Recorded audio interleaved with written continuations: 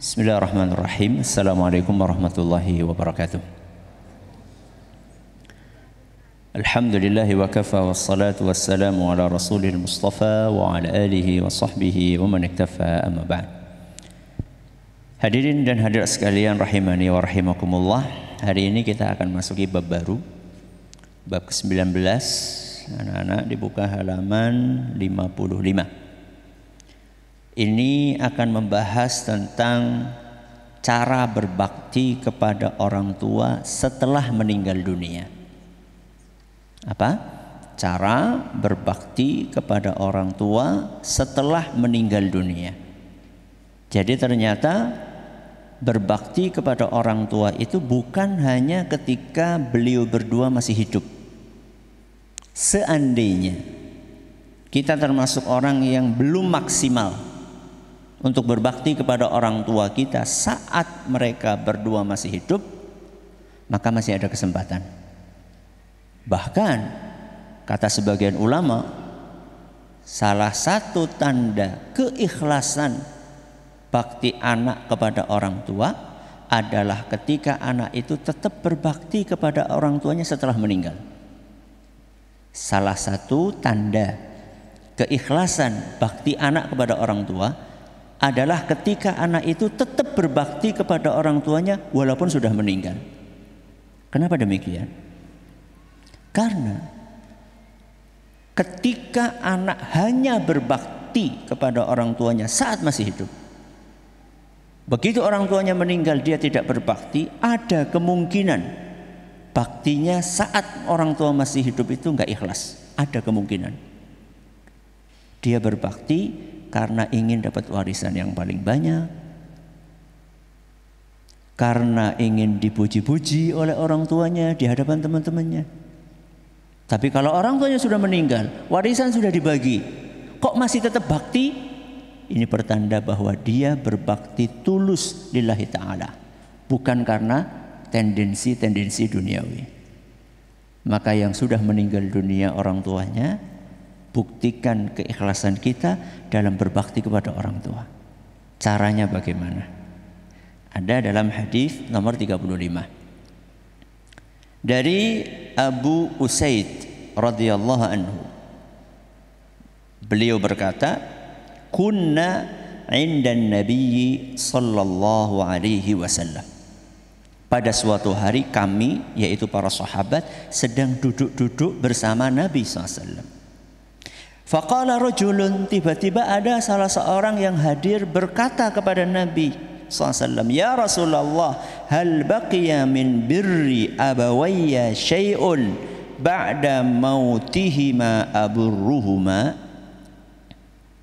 Apa kata orang tersebut? "Wahai Rasul, setelah kedua orang tuaku wafat, apakah masih bisa aku berbakti kepada beliau berdua?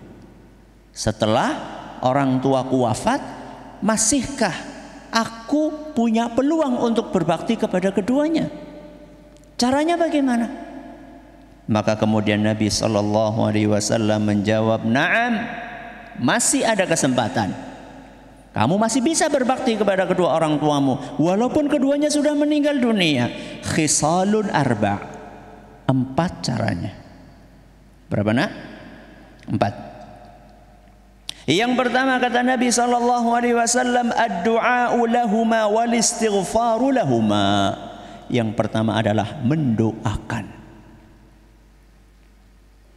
Bakti anak kepada orang tuanya setelah meninggal adalah ketika dia tidak lupa untuk membaca Allahumma firli wali walidayya warhamhuma kama rabbayani saghira.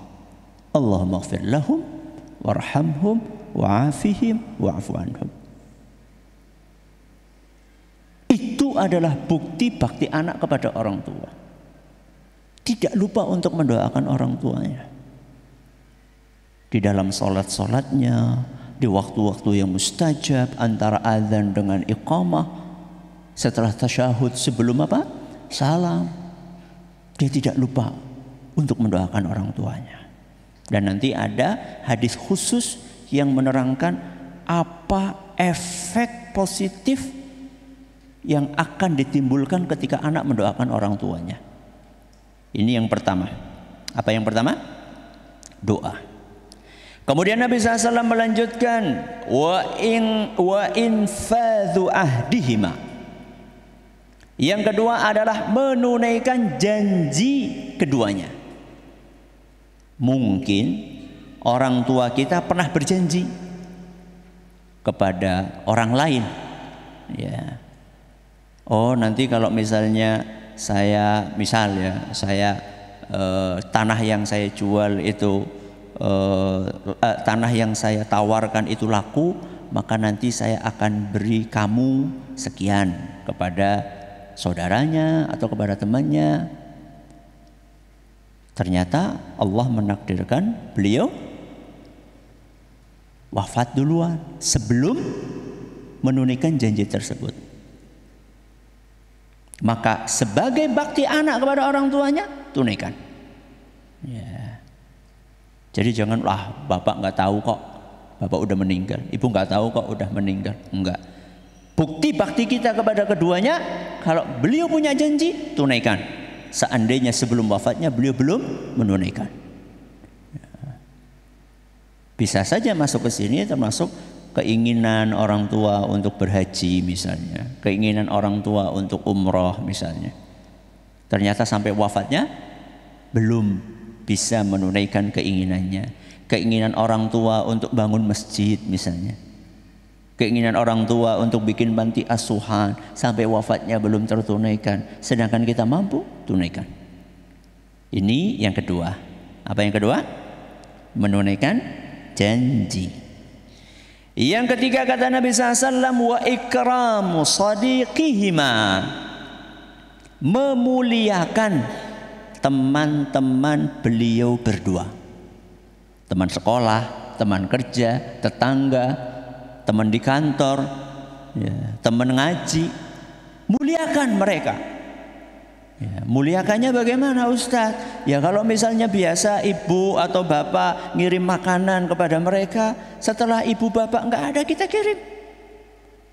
Biasanya ibu bapak kalau lagi panen ngirimi teman-temannya, setelah ibu bapak meninggal kirimi. Minimal ya, minimal. Teman-teman ibu itu, Masya Allah, Alhamdulillah, ibu mulai gak pernah lupa sama, mudah-mudahan Allah ampuni dosa-dosanya. Minimal kemudian teman-teman itu akan mendoakan. Yang mungkin teman ibu kita sudah lupa lama, tapi begitu kita kirimi, saya anaknya Bu Fulanah, ya Allah tuh ibumu itu ya Allah baik banget, ya Allah rahimahullah, mudah-mudahan Allah merahmatinya. Minimal jadi teman-teman ibu atau bapak kita jadi ingat terus mendoakan, kan menguntungkan buat orang tua kita. Ini yang keberapa? Yang ketiga. Yang keempat kata Nabi SAW, wasilatur rahim allati la rahima laka illa min qibalihima, menyambung silaturahim. Siapa? Yo kerabatnya orang tua kita. Pak D, siapa lagi? Bude, siapa lagi? Pak Le, Buli, Uti, Tante, Om, ya, ponaan. Pokoknya silaturahim dengan kerabat-kerabat orang tua kita. Apalagi seandainya itu adalah kakak atau adik dari ibu kita. Wah, kata Nabi SAW, al-khalatu bimanzilatil kakaknya ibu, ya, kakak perempuannya ibu atau adik perempuannya ibu itu seperti ibu, ya, seperti apa? Ibu. Maka jangan sampai begitu ibu kita meninggal nggak pernah kita silaturahim kepada bule, kepada bude, jangan. Ya termasuk Pak Le, bule, Pak D. Tapi Nabi SAW secara khusus menyebutkan al-khalah, ya, kakak perempuannya ibu atau adik perempuannya ibu, bimanzilatil seperti ibu, ya, seperti ibu kandung kita. Ini 4 hal yang disampaikan oleh Nabi SAW. Apa yang pertama nak? Doa. Yang kedua, menunaikan janji. Yang ketiga, menyambung teman orang tua. Yang keempat, silaturahim. Mudah-mudahan bermanfaat. Hadis ini menurut sebagian ulama dhaif. Tapi masing-masing poin 4 itu ada dalil lainnya, Al-Quran maupun hadis Nabi, sehingga bisa diamalkan. Mudah-mudahan bermanfaat. Kita akhiri dengan doa kafaratul majlis. Subhanakallahumma bihamdika asyhadu an la ilaha illa anta. Kan belum selesai, kok udah berdiri. Subhanakallahumma wa bihamdika asyhadu an la ilaha illa anta astaghfiruka wa atubu ilaik. Assalamualaikum warahmatullahi wabarakatuh.